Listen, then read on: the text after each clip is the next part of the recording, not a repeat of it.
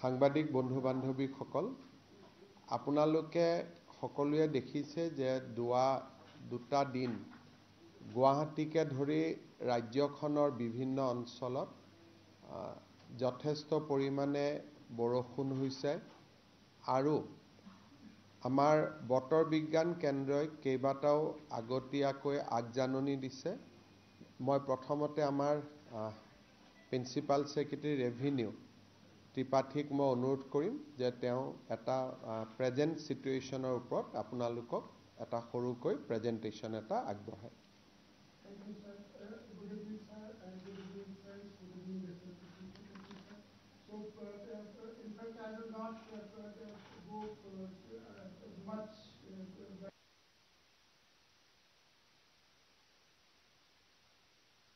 Light imagery that is showing that there is a lot of cloud push towards the northeast. It is from Bangladesh side as well as also from this side.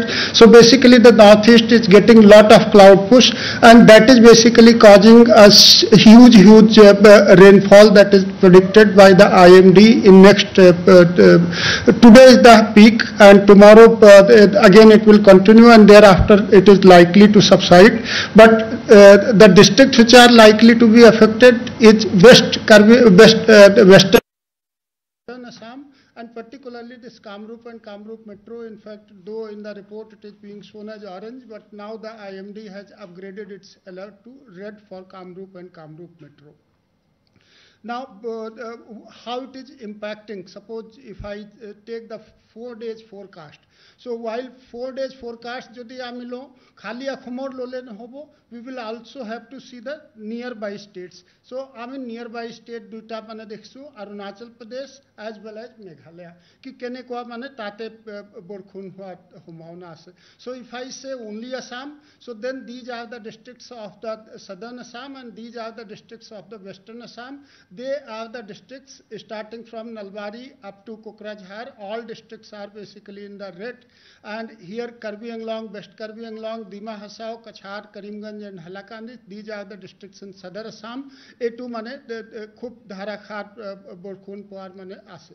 If I shift to this prediction tomorrow, कि तो हमार prediction कथा की आसे कि जी आजिर prediction आसे to maximum accuracy थाके, काली आसे to 95% accuracy थाके, तो है काने काली काने है to आको update होबो, then it will be. But what it looks like कि Western Assam will receive rain tomorrow also.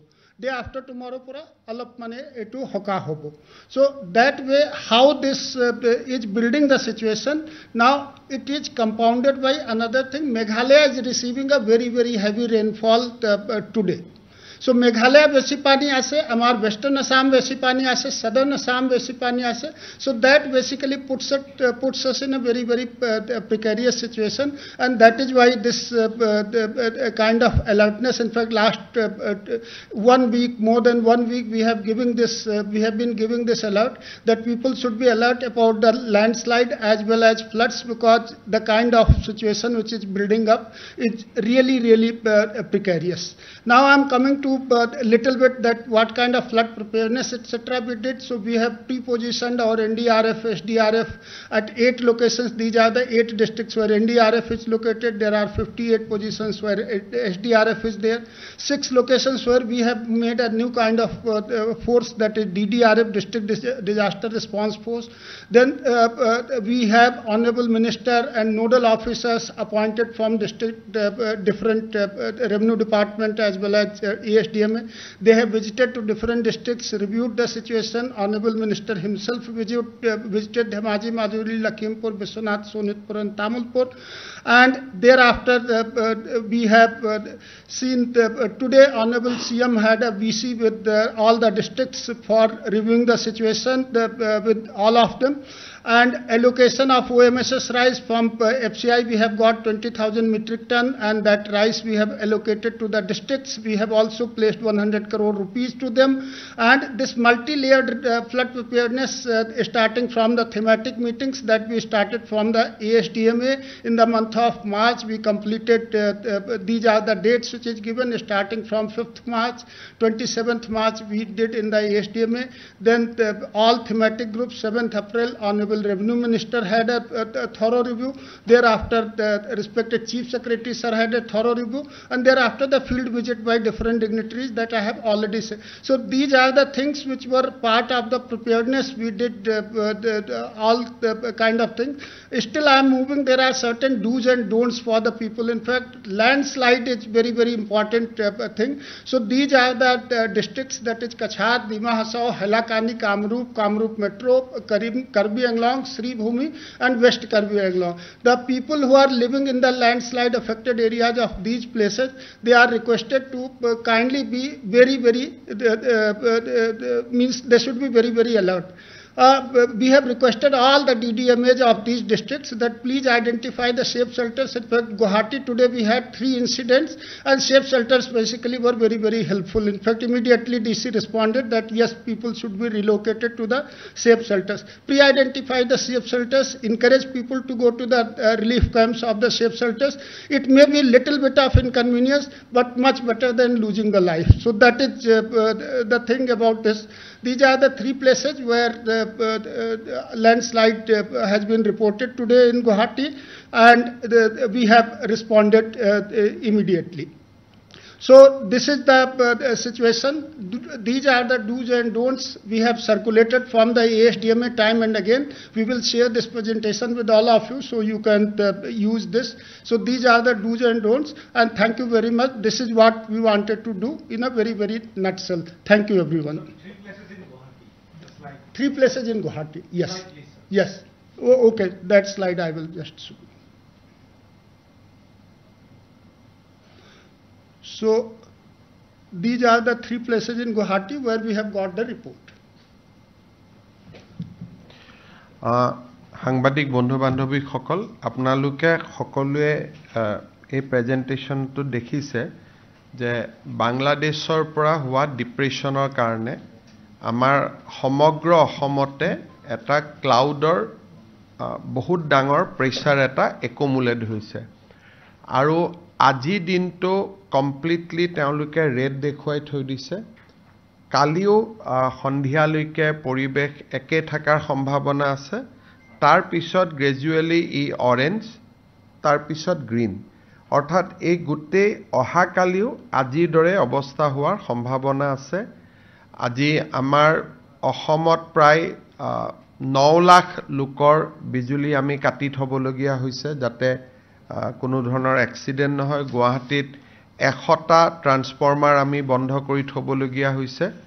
গতিকে গোটেইখিনি চালে মই ভাবো যে পৰিৱেশটো আজি আৰু কালি জটিল হৈ থাকিব। দুটা বিশেষ আমি কাম কৰিব খুজিছো।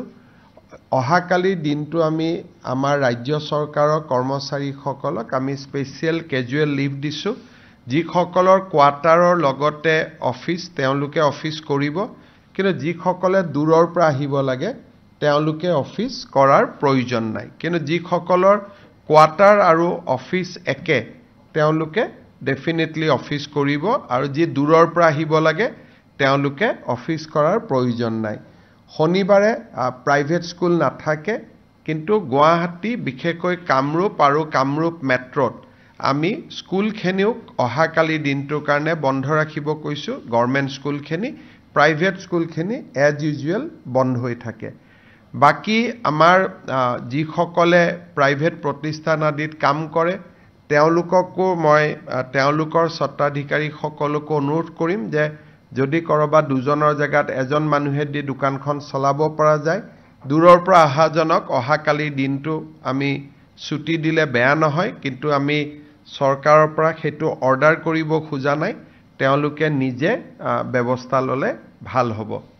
ইয়াৰ উপৰিও আমি গোটেই পৰিৱেশটো পৰ্যবেক্ষণ কৰি থাকিম, য'ত যেনেকুৱা প্ৰয়োজন হয় আমি ৰাইজক হস্তম কৰি দিয়া আৰু ৰাইজক যি ধৰণে সকাহ দিব লাগে তাৰ বাবে আমি চেষ্টা কৰিম কিন্তু বাংলাদেশৰ পৰা বেসিক্যালি বংগোপসাগৰৰ পৰা যেটো ক্লাউডৰ প্ৰেসাৰ আহি আছে সেই প্ৰেসাৰটো আজিটো থাকিবই অহাকালিও কন্টিনিউ হ'ব কালি যদি কিবা ৰিভাইজ প্ৰেডিকশন কৰে আমি ডেফিনেটলি আপোনালোকক অৱগত কৰিম যদি আপোনালোকৰ if you can repeat in English this brief.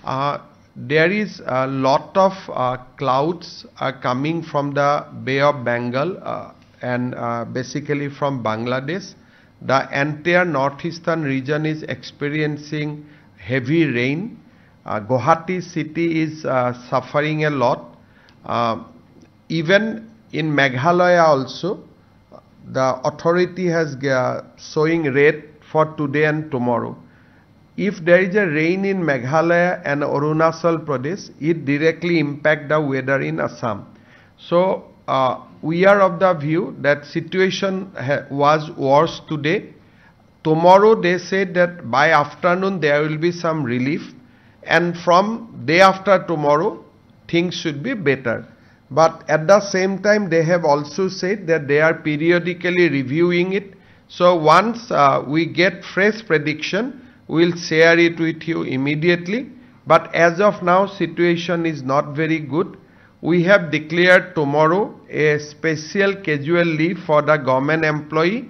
However, those who are whose office and quarters are same, they will attend the offices. But those who has to come from little distance, tomorrow they may not come. That will be counted as a special casual leave. This is for Kamrup and Kamrup Metro. Not for entire Assam. This is only for Kamrup and Kamrup Metro district. Private school normally remain closed on Saturday, but we have advised that all government schools will remain closed tomorrow. Colleges, universities will also remain closed tomorrow so that people do not have to suffer. We have also instructed our city police to regulate traffic inside the city because this is not tomorrow will not be a normal day. So we have advised police to regulate the traffic. Whatever can be sent to Upper Assam via Baihata Sarile Tezpur, they should be pushed through that so that there is less pressure in Guwahati city. So there is also report of 3 landslide incident. However, there is no casualty. We advise people to take extreme caution. Guwahatit ami dekha paisu je Guwahatit keitaman jagat pani uthise Rukmini Gaon, Hijubari, Bokhistopur, Panjabari, Khatgaon, Onilnagar, Tripura Road, Sanmari, Maligaon. Kintu moi Maligaon pra eti ahisu bahut nohoy kintu eketa jagat borokhunor pani ase বৰষুণটো কমিলে পানী খেনি উলাই যাব কিন্তু যেতিয়ালৈকে continuous বৰষুণ আহি থাকে তেতিয়ালৈকে তো ৰিলিফ নাপায় কাৰণ যিমান পানী উলাই যায় তাতকৈ বেছি পানী ওপৰৰ পৰা পৰি আছে জুৰুডৰ এতিয়ালৈকে মোৰ হাতত ৰিপৰ্ট আহা নাই কিন্তু মই কলো ৰাতিপুৱা মই 12টা বজাত যাওঁতে ৰাস্তা ধুনিয়া হৈ আছিল মই নেশনাল হাইৱে দি পাৰ্টি অফিচত গৈছিলো এতিয়াতো ঘূৰি আহোতে মই কষ্ট পাইছো গতিকে চেঞ্জিং সিচুৱেচন পানীটো পৰি আছে আৰু আজিটো দিনটো অত্যন্ত বেয়াৰ ৰিপৰ্ট আছিল কমপ্লিট ৰেড আছিল আৰু অহাকালিও ৰেড আছে কিন্তু গধূলিৰ পিছত ইমপ্ৰুভ দেখুৱা আছে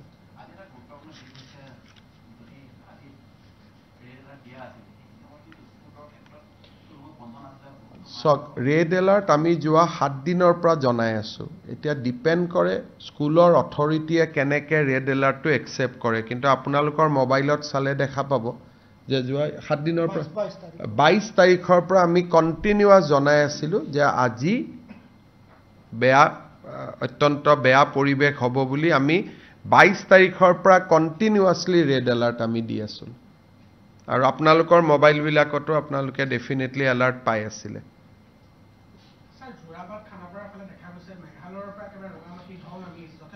সক আজি মেঘালয়ত বহুত বৰষুণ হৈছে আপোনালোকক দেখুৱাতে দেখছে ইতি যে বহুত বেছি ওয়াৰ্স কন্ডিশন মেঘালয়ৰ পৰা ধাৰাসাৰ পানী নামি আছে আৰু মই ভাবো ৰাতি আৰু নামিব কাৰণ পাহাৰৰ পৰা একুমুলেট হৈ আহি থাকে গতিকে আজি আৰু কালি দিনটো পৰিবেশ যথেষ্ট জটিল হৈ থাকিব কিন্তু কালি আবেলিৰ পৰা ইমপ্ৰুভ হোৱাৰ সম্ভাৱনা আছে আৰু মেঘালয়ত আজি বহুত বৰষুণ হৈছে মেঘালয়ৰ পানীটো নামি আহোতে 12 ঘণ্টা লয় গতিকে নামি আহাৰ প্ৰক্ৰিয়াটো চলি আছে আৰু ই নেক্সট 12 আৱাৰ্ছ নামি থাকিব কাৰণ কোনোবাটো শিলঙৰ পৰা নামি আছে কোনোবাটো জুৱাইৰ পৰা নামি আছে গতিকে আল্টিমেটলি ক্যাচমেন্ট এৰিয়াটো অসমতে আহিব সেইকাৰণে বৰষুণ আমাৰ ইয়াত কমিলেও কিছু এৰিয়াত পানী ফুমাই থাকিব মেঘালয়ৰ পৰা তাৰ পিছত লাহে লাহে বৰষুণটো কমিলে আমি কিছু এৰিয়া লগে লগে ৰিলিফ পাই যাম কিন্তু বৰষুণটো কমিব লাগে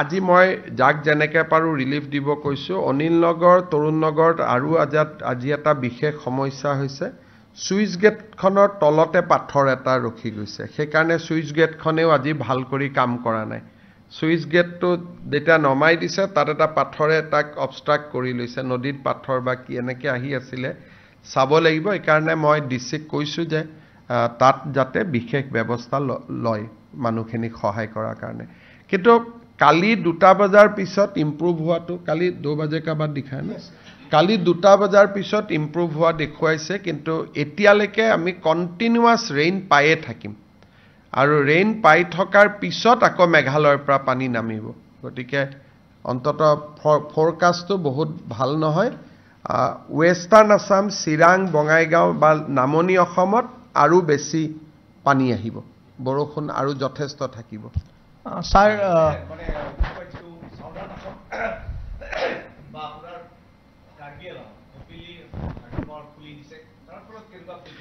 খুলিটো দিবই লাগিব তাতে পানী জমা হৈ গৈছে গতিকে বৰষুণৰ পানীটো যথেষ্ট একানে ওয়েস্ট কাৰ্বি আলঙত অলপ বানপানীৰ ৰিপৰ্ট আহিছে ওয়েস্ট কাৰ্বি আলঙত বাকি জায়গাত নহয় বৈঠালাংছুৰ আশে-পাশে কিছু এৰিয়াত ফ্লাড হৈছে কিন্তু এনেকুৱা নহয় যে একেবাৰে বিয়ন্ড কন্ট্ৰোল কিন্তু আমাৰ ৰিলিফ অলৰেডি ৰিচ কৰিছে আজি দিনটো যদি কয় যে কৰবাত বানপানী হৈছে নেকি ওয়েস্ট কাৰ্বি আলঙত তাৰ ইম্প্যাক্ট আছে আৰু বৰাক উপত্যকা পাহাৰীয়া জিলা দুইখনতে আজি তুমুল বৰষুণৰ সম্ভাৱনাও আছে বৰষুণ পৰিও আছে স্যাৰ ৰুক্মিণী গাঁৱৰ কথা এটা কওঁ তাতো বহুত লোক এতিয়াও পানীৰ তলত আছে বা তেওঁলোকৰ ঘৰো আছে তাত কিবা ৰিলিফৰ ব্যৱস্থা কৰিছে ৰুক্মিণী গাঁও আৰু হাতগাঁৱত দুটা ৰিলিফ কেম্প আমি কৰিব দিছো আৰু ডিসিয়ে গোটেই ৰাতি মানুহখিনিৰ লগত সম্পৰ্কত থাকিব মই তেওঁলোকক কৈছো আমি ইয়াৰ পৰাও জাজুগাৰ কৰি থাকিম যিমানটো পাৰো কিন্তু পানীটো অলপ বৰষুণটো কমিলে পানীটো আমি মেচিনেদি উলিয়াই দিব পাৰিম হ'ব Sir, one question. Guwahati always get water from the hills, but we are seeing a lot of muddy water coming out in this Jorabad area where we visited. So has this is a very important issue. Meghalaya Chief Minister on 2nd June, I have invited Honorable Chief Minister Meghalaya Conrad Sangma to discuss this issue with us. He is coming on 2nd June. We will discuss that. Some water will have to come, like if Arunachal there is a rain, people gets flood here. So I cannot say that Meghalaya is a hill, so Meghalaya water bound to come to Guwahati. But that should not be, basically that should not also be, basically gravity should also not be increased because of hill cutting. So that issue on 2nd June we are going to discuss with Chief Minister of Meghalaya. You will be, it will be for your interest to note that Supreme Court has also issued a notice to Government of Meghalaya and Government of Assam on this count. So I think this matter will finally will also go to the consideration of Honorable Supreme Court. Day before yesterday, Supreme Court has issued a notice to both Government of Assam and Government of Meghalaya regarding hill cutting in Jorabad. But sir, do you think that this hill cutting issue that you're talking about is really aggravating the things very much? You see, আজি আৰু কালি যেটো পৰিবেশ হৈ আছে, I should not blame any state because the situation is really grave. Cloud is coming continuously from Bangladesh, Bay of Bengal. So even if there is no hill cutting, then also we'll get water. Because today and tomorrow this situation is completely different and I should not blame somebody. But yes, the another issue, Guwahati, Juripar area, Tripura Road, this area, there is a problem because of hill cutting in Jorabad. But today's situation is much more bigger. Ajir poribek to jothestor dangor poribek yat omukor karne ahise tomukor karne ahise boli koi lav nai karon there is a huge clouds are coming. Apnalokok presentation to ami share kori dim bahut besi cloud Bangopsagaror পৰা আহি আছে গটিকে today's situation I think it is beyond anybody's control. মই যদি কওঁ যে অমুকৰ কাৰণে হৈছে তমুকৰ কাৰণে হৈছে, this is wrong. Today it is a nature's fury. So also sir, are we bracing for a flash flood situation in some of the flood plains given the fact that there is so much of rain in Meghalaya, in Arunachal Pradesh, in Bhutan? We are on alert position, so we are constantly monitoring the situation. So we want to protect life, we want to protect property. Today also I have a VC with all the deputy commissioners. So throughout the day ami ebilake kori asu. So jiman to paro NDRF are in position, SDRF are in position. So ei pressure to 22 tarikhor pra ami gom paisilu ahibo buli. Hekarne ami manuhoko jonai asilu je this is the situation. Olop early monsoon type hoise kintu actual amar challenge to 10 Junor pisod hobo floodor jitu. This is a mane hodai nohua eta abnormal situation eta hoise. Moi eti apnalok jun national highway pra ahise teoluke sale dekha pabo towards Meghalaya the deposition of cloud is huge. Hekarne aji rati aru kali I think we will have a difficult situation.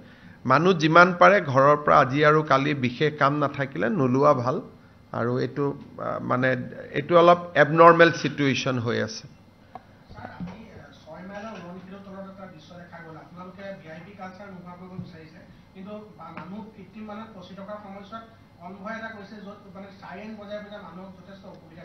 কোনে কৰিছে তো মই নাজানো, কোনবাই কৰিছে যদি এটো definitely এটো উচিত নহয়। আৰু এতিয়াতো মই গৈ চাই আহিছো কনভয়েত গৈ তো লাভ নাই, মই ৰখি আহিছো। এতিয়া আপুনি যদি ন্যাশনাল হাইৱেটি আহে কনভয় লৈ লাভ নাই, তাতে যিটো পৰিবেশ হৈ আছে। গতিকে কোনবাই অলপ সুযোগ পাই যদি উলাই গল আৰু, কিন্তু আদাৰৱাইজ এটো পসিবল নহয় এতিয়া। আৰু অলপ এটো হয় যে रुक्मिणी नगर फ्लाईओवर खन आमी खतम करिब लागिसिले मे माहत, किन्तु तेओलुके मेत पारा नाइ, जूनत खतम হৈ যাব, जूनर शेखर फाले बा जुलाइर फार्स्टत। एटु बारु एटा टिपिकल प्रब्लेम बिशेष एटा कारणत হৈ আছে, तार पिছত आमी पार्मानेंट रिलीफ पाइ जाम। एटु एटा आरु मैक्सिमाम एमा লাগিব হ'ব सर।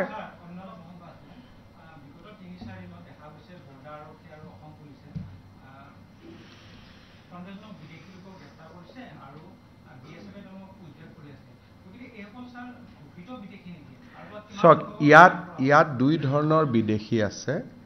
এটা হৈছে অসমত কন্টিনিউয়াসলি যি বিদেশী আহি আছে, আজি আহিছে, কালি আহিছে, এমাহৰ আগত আহিছে। এটা হৈছে সেইটো। সেকেন্ড হৈছে ডিএফএন, যাত ডিক্লেয়াৰ্ড ফৰেন নেশনাল বুলি কয়।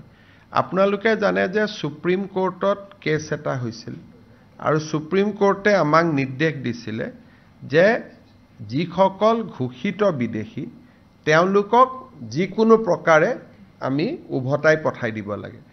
যিসকল ঘোষিত বিদেশী কিন্তু কোৰ্টতো এপিল কৰা নাই, তেওঁলোকক আমি পুশবেক কৰিছো।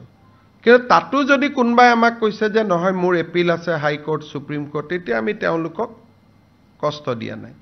কিন্তু যোৱাকালিয়ে ৩৫ জন বাংলাদেশী একেলগে আমি মেঘালয় আৰু শিলচৰৰ বৰ্ডাৰত পাইছো। তেওঁলোক কেইদিনমান আগতে আহিছিল। গতিকে তেওঁলোকৰ ক্ষেত্ৰত আমি লগে লগে পুশবেক কৰি দিওঁ। আৰু তৃতীয়তে দেৰগাঁৱত আমাৰ আৰক্ষী অধীক্ষকসকলৰ মিটিং হৈছিলে, তাতে আমি সিদ্ধান্ত লৈছো যে আমি ফৰেনাৰ্ছ ডিটেকশ্যনটো আমি স্পীড কৰিম, কাৰণ এনআৰসি বনোৱা পৰিবেশৰ কাৰণে detection of foreigners was temporarily suspended অঘোষিতভাৱে যে যেহেতু এনআৰসিৰ প্ৰক্ৰিয়াটা চলি আছিল এতিয়া দেৰগাঁৱৰ আৰক্ষী সন্মিলনত আমি সিদ্ধান্ত লৈছো যে আমি বিদেশীক যেটো চিনাক্তকৰণৰ প্ৰক্ৰিয়া সেইটো আমি এক্সপিডাইট কৰিম সেইটো আৰু আমি খৰতকীয়া কৰিম গতিকে অহা কেইদিনমানত পুছবেকো হ'ব চিনাক্তকৰণৰ প্ৰক্ৰিয়াও চলিব আৰু ভাৰত চৰকাৰে কিছু মানুহক বাংলাদেশ চৰকাৰৰ লগত যোগাযোগ কৰিও পঠিয়াব তিনি ধৰণৰ প্ৰক্ৰিয়া চলি থাকিব Mr. Chief Minister, on this, there are media reports that the Guwahati High Court has sent a notice to Assam government regarding a petition filed by some of the family members of some people who were in detention camp, and they claim that they are missing from the detention camp, and they suppose they are...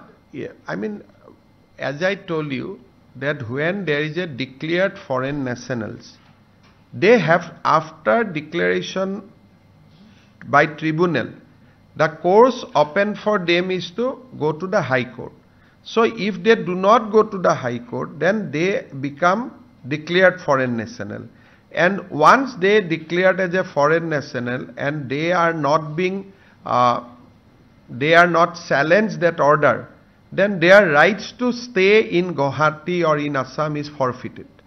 So it is very simple. So whoever has gone to the higher judiciary, we have not disturbed them. কিন্তু কোনোবাই মোক declared foreign national কৈছে মই appeal কৰা নাই 2 মাহ হল 3 মাহ হল 4 মাহ হল তাৰ মানে কি তাৰ মানে মই এজন বিদেশী নাগৰিক once you are declared as a foreigners without passport or visa you cannot stay in India. But there have been some media reports in Assam as well as there are a lot of media reports coming out of Bangladesh of particularly one person who is giving interviews saying that he has a case in Supreme Court pending. I mean somebody may have a Supreme Court case, he has to produce the order before the police. Then police will take care of that. So there are many people who have said that I have court order and we have allowed them to stay. So it is all about judicial process. If judiciary has given a stay order, we have respected that. But if there is no order, or even if there is a order, you have not shown the order. So it is, I don't know the practical case because I don't see video from Bangladesh. But our procedure is very simple, that if you are declared foreign national, you have not preferred appeal against the order of the tribunal, then you are bound to be pushed back. So we have 30,000 people who are, after declaring foreign national, they have become, they disappear. So if we get them somewhere, we have to take action. You have all know that what was the order of Justice Oka and Justice Ujjwal Bhuiyan. So we are working as per law. There is nothing, you have only reported, so to Ahomar paper te bora bora headline ulaisil that this is the order of the court.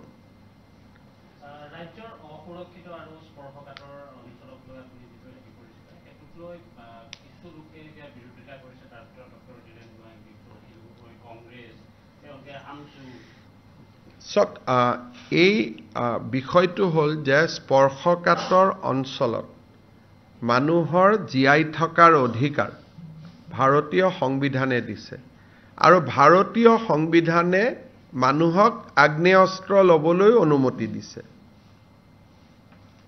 subject to certain rules and regulation. গতিকে অসম চৰকাৰৰ এটো সিদ্ধান্ত যে স্পৰ্শকাতৰ সীমান্ত বুলি কওঁতে আমি অৰুণাচল মেঘালয় নাগালেণ্ড বুজোৱা নাই আমি অকল বিদেশী ৰাষ্ট্ৰ বুজাইছো সীমান্তত থকা মানুহৰ সুৰক্ষা দিয়া আৰু সুৰক্ষা পাবৰ কাৰণে তেওঁলোকক চৰকাৰে প্ৰদান কৰা অধিকাৰসমূহ দিয়াটো আমাৰ দায়িত্ব গতিকে এই কামখিনি যদি আমি 85 ৰ পৰাই কৰিলোহেতেন তেতিয়ালে বহুত জায়গাত আমাৰ মানুহে মাটিবাৰী বিক্ৰী কৰি আহিব না লাগিলহেতেন গতিকে এইটো আমি ভাবি চিন্তি লোৱা সিদ্ধান্ত কোনোবাই ডেফিনেটলি আমাৰ চৰকাৰে যদি কালিৰ পৰা কয় যে সকলো মানুহক ঘৰে ঘৰে 1 তোলা সোণ দিম তথাপিতো হিৰেন গোহাঁই আপত্তি কৰিব কালি যদি কয় ঘৰে ঘৰে চাকৰি দিম তথাপিতো আপত্তি কৰিব গতিকে হিৰেন গোহাঁইয়ে হওক বা কংগ্ৰেছ দলে হওক চৰকাৰৰ কোনো সিদ্ধান্তকটো তেওঁলোকে কেতিয়াও আদৰণি নজনায় আদৰণি জনাই জানো গতিকে তেওঁলোকে যদি সদায় আমাক আদৰণি জনালেহেঁতেন এটা কথাত বিৰোধিতা কৰিলে তেতিয়ালে তেওঁক আমি সিৰিয়াসলি ললোহেঁতেন কিন্তু তেওঁ লক্ষ্মীনাথ বেজবৰুৱাৰ প্ৰতিমূৰ্তিৰ পৰা আৰম্ভ কৰি যিকোনো জুমুৰ প্ৰদৰ্শনলৈকে সকলোতে তেওঁলোকে আপত্তি কৰে গতিকে তেওঁলোকৰ আপত্তিটো বহুত বিচাৰ কৰি লাভ নাই কিন্তু আপোনালোকে যদি সোশ্যাল মিডিয়া চাই ভুক্তভোগী ৰাইজসকলে ইয়াক বহুত আদৰণি জনাইছে স্যাৰ কাইলৈ একে হেন্দিকৰ যি এক্সাম আছে হে এক্সামটো হ'বনে মই আগতে কৈছো যে তেওঁলোকে ৰিশিডিউল কালি গুৱাহাটীত পৰীক্ষা ৰিশিডিউল কৰাটো ভাল ক্যান্ডিডেট সকল আহি নাপাব পাৰে কিন্তু এতিয়া কেনেকুৱা এক্সাম পিছুৱাব পাৰে বা নোৱাৰে মোৰ মতেদি ভিচিৰ পৰা আপোনালোকে সুধিলে ভাল হ'ব কিন্তু মই এটাই কথা কম যে কালি গুৱাহাটীত 2 বজালৈকে বৰষুণ যথেষ্ট থকাৰ সম্ভাৱনা আছে আৰু ৰাতিপুৱা এনেকুৱা হ'ব পাৰে ডাৱৰটো উৰি গলে বৰষুণ নাহিবও পাৰে সো আমি প্ৰেডিকশনটো শেয়াৰ কৰিছো কিন্তু ইউনিভাৰ্সিটিৰ ওপৰতো আমাৰ ডাইৰেক্টলি অধিকাৰ নাথাকে গতিকে এই প্ৰেছ কনফাৰেন্সখন চোৱাৰ পিছত ভিচিয়ে কি সিদ্ধান্ত লয় তেওঁৰ ওপৰত নিৰ্ভৰ কৰিব হ'ব